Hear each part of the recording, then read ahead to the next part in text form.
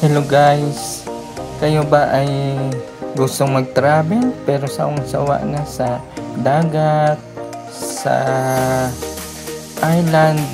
Dito naman tayo ngayon pumunta sa bundok. May magandang lugar dito sa ilalim ng Mount Canlaon na matatagpuan sa Negros Oriental. So ayan guys, papasok tayo ngayon sa isang maliit pero magandang resort na kung saan makikita mo ang view ng Mount Canlaon. So ayan guys, papasok tayo.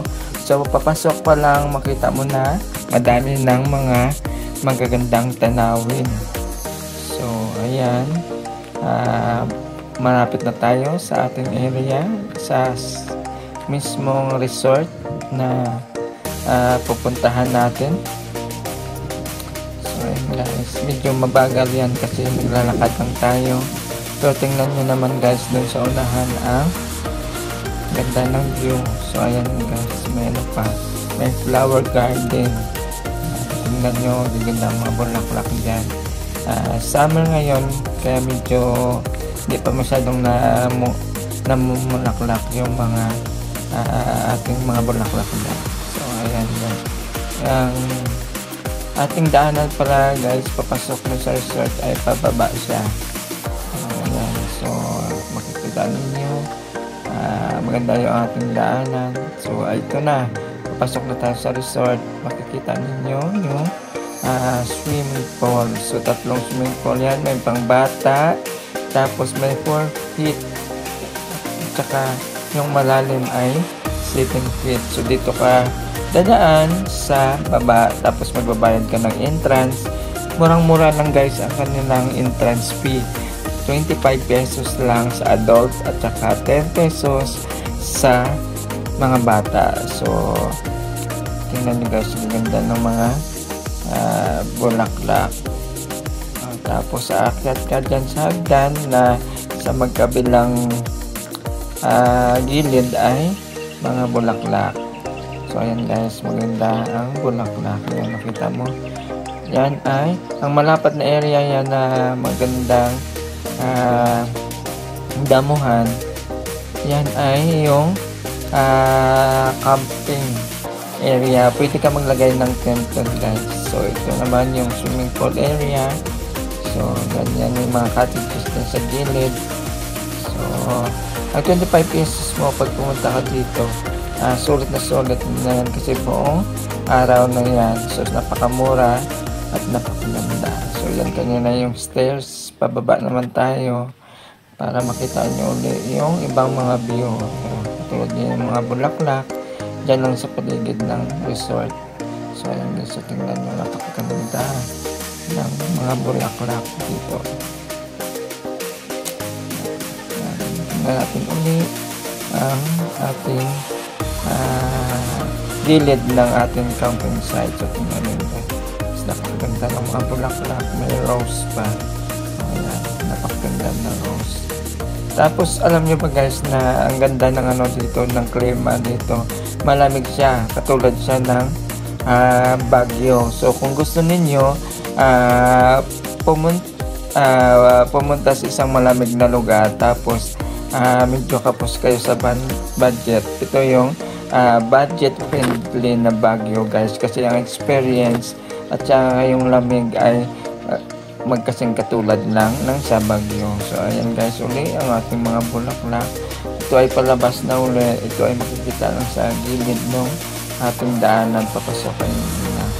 So ito yung flower garden kanina guys. So tingnan nyo naman, kitang kita ang view ng Volcang Canlaon. Ayan. So ayan, magandang bulaklak. Tapos hindi lang bulaklak guys, nakikita nyo din yung mga tanim dito ng mga, ayan, lemon ang mga tanim dyan. Ayan, tingnan nyo, may mga bunga. Wala pa tayong nakikitang hinog dahil na-harvest na. So yan yung sa loob ng flower garden guys. Ayan, kita ninyo, ganda ng bulaklak. At saka sulit na sulit ang pagbisita ninyo guys, kasi hindi lang swimming pool. Hindi lang mga bulaklak ang makikita ninyo, mamaya makikita ninyo na may iba pa. There's more besides sa bulaklak at saka sa swimming pool at saka sa magandang view ng So yun guys, nakita ninyo mga taniman ng gulay at saka yung kamote. Yung paligid guys. So ito makikita ninyo ang taniman ng broccoli. Yan. So yan guys, may maliit na bunga pa lang yung broccoli. So ayan yung taniman ng broccoli. So napalapad yan. So ito naman guys ang taniman ng talong. Yan. So maliit lang yan. Tapos yan ay ng sibuyas. Taniman ng sibuyas. Yan. Tapos yan taniman ng mais. Yan sa lalim din siya ng bulkan. Bago ko pala makalimutan guys, meron din ditong libangan na billiard. So kung mahilig kayo mag-billiard, pwede kayo billiard dito. So mura lang ang per hour dito. So 50 pesos, pwede na kayo maglaro ng mga bakada mo ng billiard. So ayan, nakikita ninyo, naglaro kami ng aking pamangkin, pero hindi ako marunong. First time ko lang naglaro dyan. So halina kayo guys, mag-enjoy tayo dito. Itong resort pala, ang pangalan ng resort ay Biguac Resort dito sa Lumapaw, Canlaon City, Negros Occidental. So halina kayo guys para mag-enjoy, mag-relax. Siguradong hindi kayo magsisisi pag dito kayo namasyal sa resort na ito guys. Maliit lang siya pero sulit na sulit ang 25 pesos ninyo na entrance fee. So mag-enjoy na kayo, mag-relax na kayo, at saka makapag-swimming na kayo, at saka kung gusto nyo pang magkaroon ng activity na gagala sa mga farm, katulad ng mga farm ng pichay, lettuce, cauliflower, at saka broccoli. So madami dito yung mga cabbage, carrot.